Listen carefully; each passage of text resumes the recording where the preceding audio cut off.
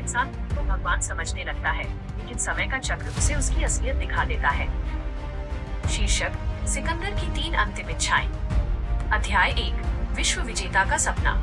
इतिहास में एक महान राजा हुआ सिकंदर, अलेक्जेंडर द ग्रेट।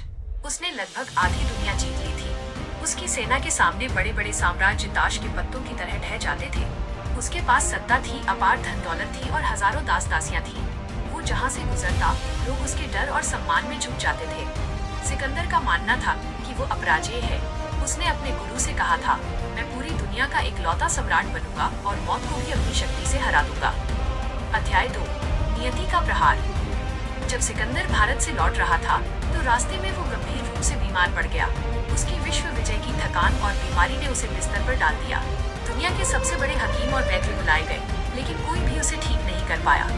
अचानक सिकंदर को एहसास हुआ कि उसकी मौत करीब है। जिस साम्राज्य को जीतने के लिए उसने लाखों लोगों का खून बहाया था, वो साम्राज्य अब उसे एक पल की सांसें भी उधार नहीं दे पा रहा था।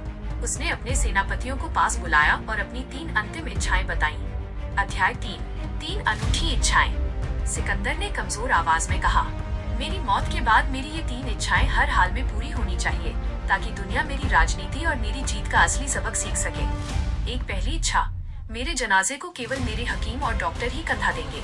2.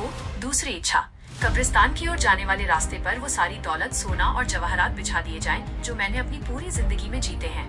3.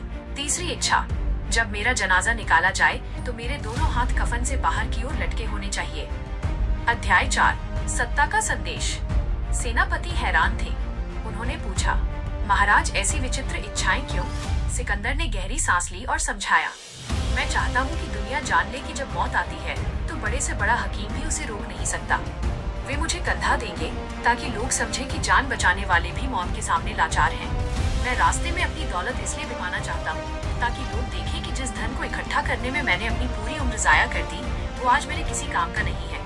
वो यही जमीन पर पड़ा रह गया।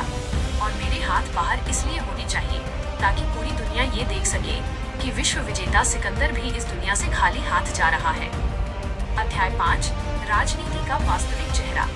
सिकंदर की मृत्यु हुई और उसकी इच्छाएं पूरी की गईं। लोगों ने देखा कि जिस सम्राट ने दुनिया हिला दी थी, वो धूल में सो रहा था। उसकी राजनीति ने उसे जमीन तो बहुत दी, लेकिन उस जमीन को भोगने का वक्त नहीं दिया। इस कहानी का गहरा विस्तार, the voice over context.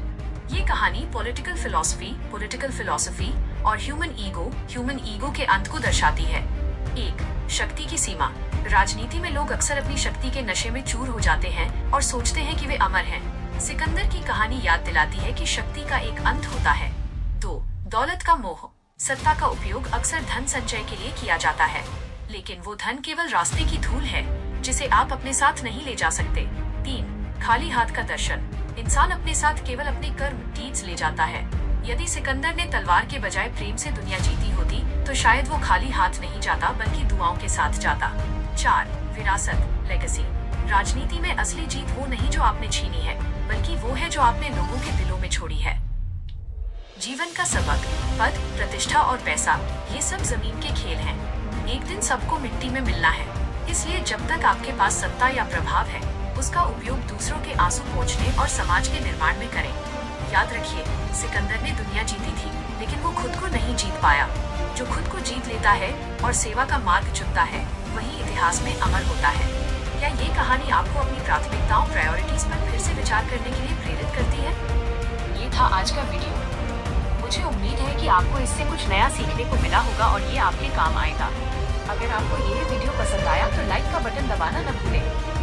Channel को सब्सक्राइब करें, ताकि आप हमारा कोई भी नया वीडियो मिस न करें। और हाँ, अगर आपके मन में कोई सवाल है या आप किसी खास टॉपिक पर वीडियो चाहते हैं, तो नीचे कमेंट बॉक्स में जरूर लिखें। आपके सुझाव हमारे लिए बहुत कीमती हैं। अपना कीमती समय देने के लिए बहुत बहुत धन्यवाद। देखते रहिए इंस्पिरिन MTP, सीखते रहिए और दूसरों को प्रेरित करते रहिए। मिलते हैं अगले वीडियो में। जय हिंद।